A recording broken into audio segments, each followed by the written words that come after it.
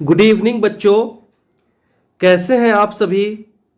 हमारा यह जो वीडियो है विशेष रूप से 10वीं 10th बोर्ड परीक्षा की तैयारी करने वाले जो भी बच्चे हैं उनके लिए है, चाहे वो बिहार बोर्ड से हो या सीबीएसई बोर्ड से, क्योंकि सभी प्रश्नों को इंग्लिश और हिंदी दोनों ही भाषाओं में यहाँ पे लाया गया है बच्चों आप सभी के लिए। तो हमारा यह यूट्यूब चैनल है 10th ऑनलाइन क्लास। ज़्यादा से ज़्यादा लाइक, सब्सक्राइब और शेयर कर दीजिए इस वीडियो को। आइए आज शुरू करते हैं विज्ञान विषय से रसायन शास्त्र का ये पहला चैप्टर, रासायनिक अभिक्रियाएं और समीकरण। तो आइए बच्चों इस वीडियो को शुरू करते हैं और आप सभी कुछ समय निकाल कर यहाँ एकाग्रचित्त होकर इस वीडियो को पूरा अंत तक जरूर देखें। किसी भी प्रकार की समस्या, सुझाव या कुछ भी पूछना चाहते हैं तो कमेंट करें।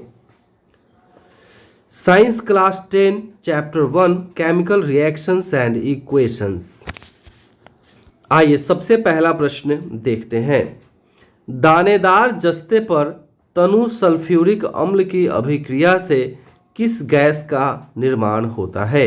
10वीं बोर्ड परीक्षा के लिए काफी महत्वपूर्ण वस्तुनिष्ठ प्रश्न।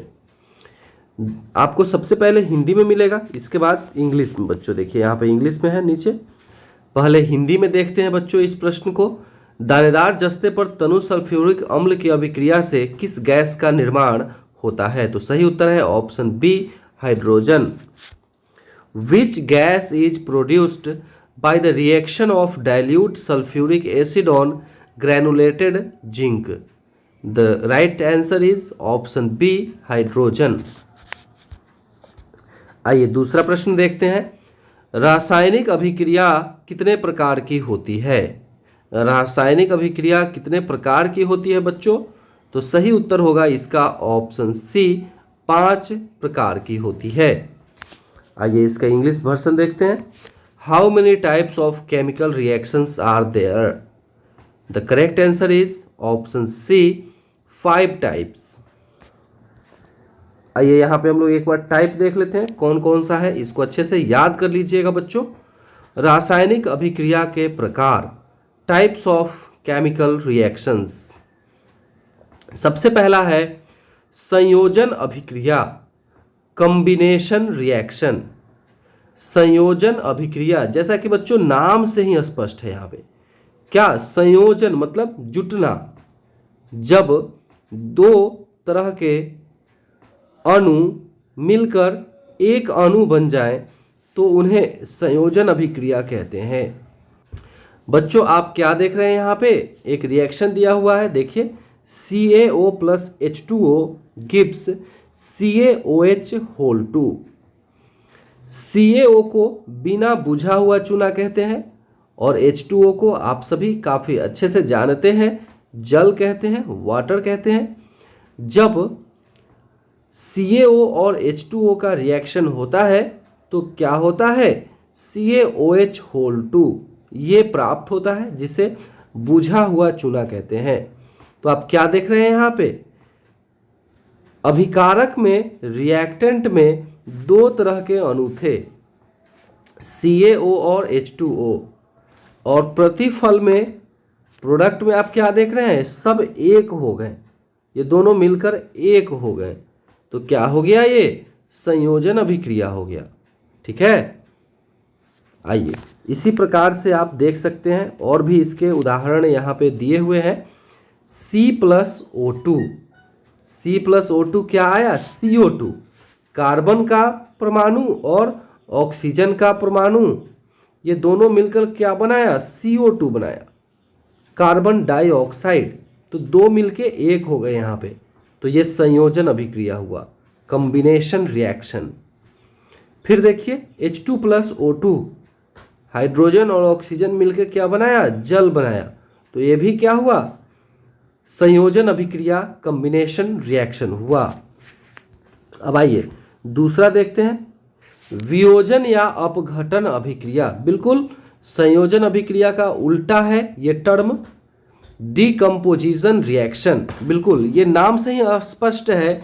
वियोजन अर्थात टूटना, अपघटन अर्थात टूटना, डिकम्पोजिशन अर्थात स्प्लिट होना।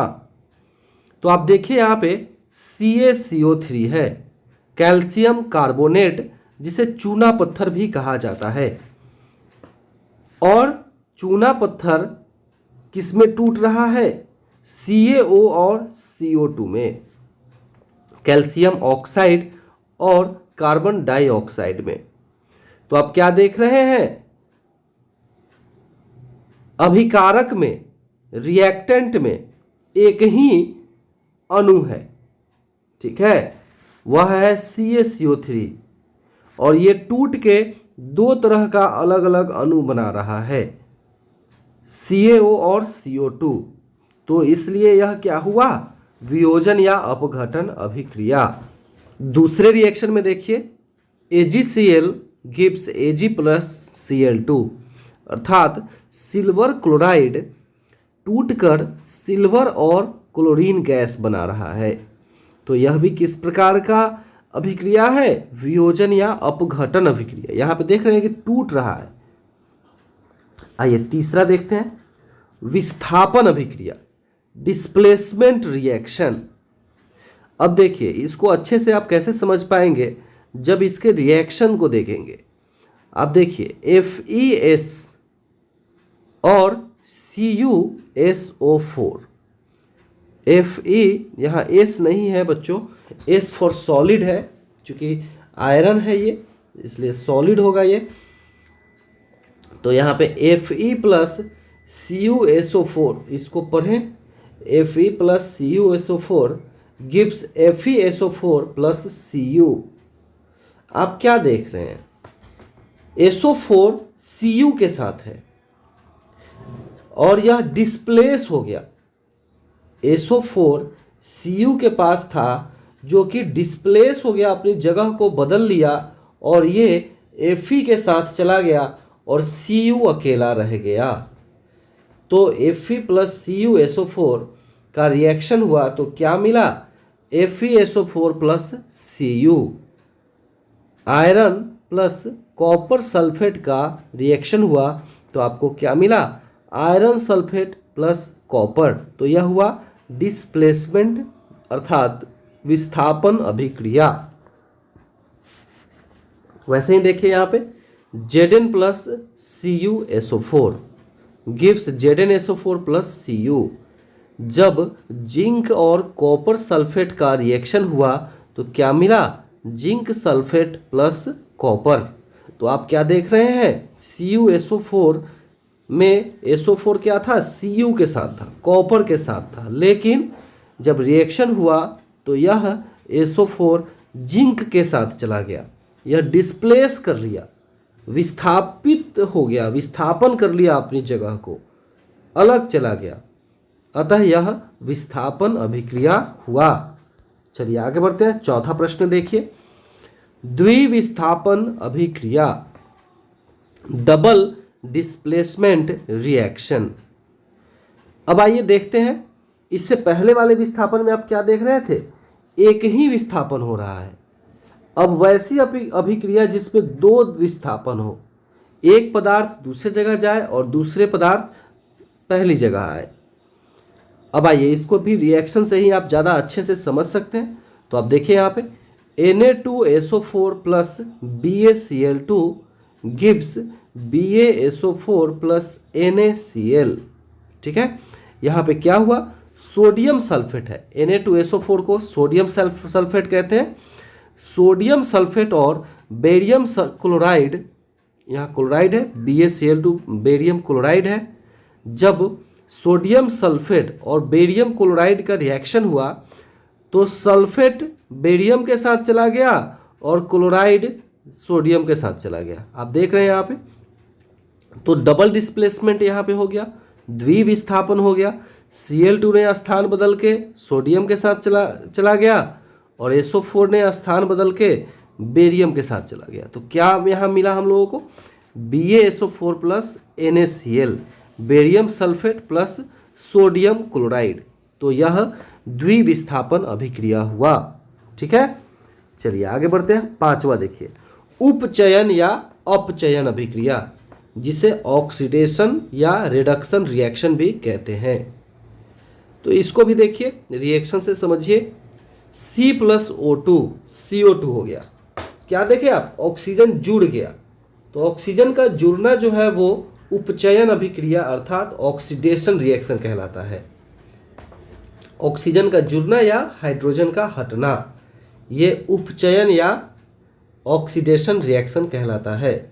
दूसरे रिएक्शन में देखिए, CuO+H2, यहाँ पे क्या मिला, Cu+H2O, copper oxide plus hydrogen gives copper plus water, जल। तो आप क्या देखेंगे, ऑक्सीजन Cu से अलग हो गया, तो Cu का क्या हो गया, अपचयन ऑक्सीडेशन, और ऑक्सीजन क्या हुआ, हाइड्रोजन से जुड़ गया। तो ऑक्सीजन का जुड़ना क्या होता है, उपचयन होता है। तो हाइड्रोजन का यहाँ उपचयन हो गया, ऑक्सीडेशन हो गया, और कॉपर का अपचयन हो गया, रिडक्शन हो गया। ठीक है, चलिए अब तीसरा वस्तुनिष्ठ प्रश्न देखिए। किसी भी रासायनिक अभिक्रिया में भाग लेने वाले अभिकारक एवं बनने वाले प्रतिफल का क्या होता है। इसको ऑप्शंस को एक बार पढ़े अच्छे से, फिर हमें, यदि आप इसका उत्तर जानते हैं तो कमेंट के माध्यम से जरूर इसका उत्तर बताएं। तो सही उत्तर है ऑप्शन डी, ए और बी दोनों सही है। जब भी कोई रासायनिक अभिक्रिया होती है तो जो उसके अभिकारक होते हैं और उसके जो प्रतिफल होते हैं, उनके परमाणु संख्या और द्रव्यमान समान होते हैं। अगर आप अभिकारक का कुल द्रव्यमान नोट कर ले और उसके बाद प्रतिफल का पूरा द्रव्यमान नोट करें तो दोनों बराबर आएगा। अभिकारक का कुल द्रव्यमान और परमाणु संख्या प्रतिफल के कुल द्रव्यमान और परमाणु संख्या के बराबर होता है। आइए चौथा प्रश्न देखते हैं, इसका इंग्लिश वर्जन देखिए। In any chemical reaction the participating reactant and the product formed has the same mass, have the same atomic number, both A and B are correct. चौथा देखिए, किसी भी संतुलित रासायनिक समीकरण में क्या होता है। किसी भी संतुलित रासायनिक समीकरण में क्या होता है, तो इसका ऑप्शन ए सही है, परमाणु की संख्या समान होती है। In any balanced chemical equation have the same number of atoms, option A is the correct answer. पांचवा देखिए, संगमरमर का रासायनिक सूत्र क्या होता है। What is the chemical formula of marble. तो सही उत्तर है बच्चों option B, CaCO3, calcium carbonate. ठीक है, पांचवें प्रश्न का ऑप्शन बी सही उत्तर हो जाएगा। चलिए छठा देखिए, संक्षारण के उदाहरण हैं।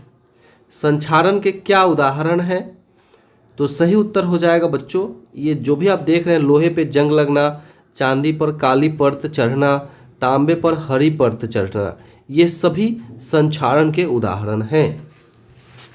इंग्लिश वर्जन देखिए इसका। Examples of corrosion are rusting of iron, black coating of silver, green coating of copper. This all three are the correct answer.